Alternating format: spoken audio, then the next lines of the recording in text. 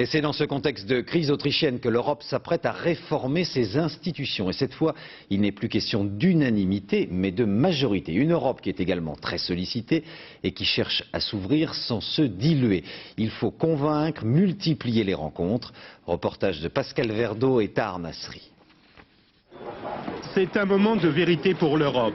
Pour éviter la paralysie lorsque l'Union comptera 30 États membres, il faudra des institutions plus efficaces. En quelques mots devant les députés européens, Michel Barnier situe l'enjeu de la réforme.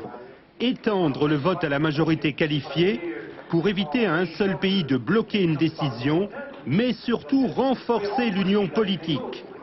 Chronique d'une mort annoncée répondent en écho les souverainistes. Une union politique est impossible à 27 ou à 30. Il faut voir les choses telles qu'elles sont.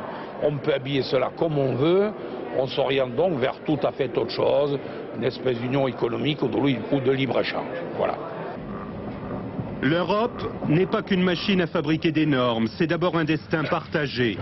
C'est au nom de ce credo que Michel Barnier sillonne les capitales des 15. Et tous les jours, je veux combattre cette hypothèse d'une Union européenne qui, faute de trouver les ressorts politiques et les moyens de décider, devienne une sorte de grand machin mou, neutre, stable, où on ferait du commerce tous ensemble, mais rien d'autre que du commerce. Et moi, je n'ai pas l'idée que j'ai de l'Union européenne.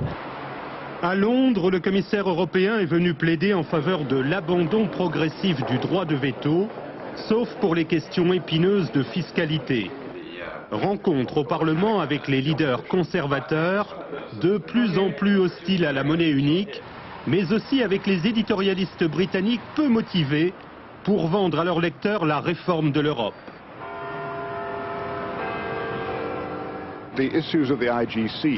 Le problème de cette réforme, qui touche à la souveraineté et aux pouvoirs nationaux, c'est qu'elle est liée à notre attitude vis-à-vis de l'euro. C'est ce qui explique les critiques sévères des journaux.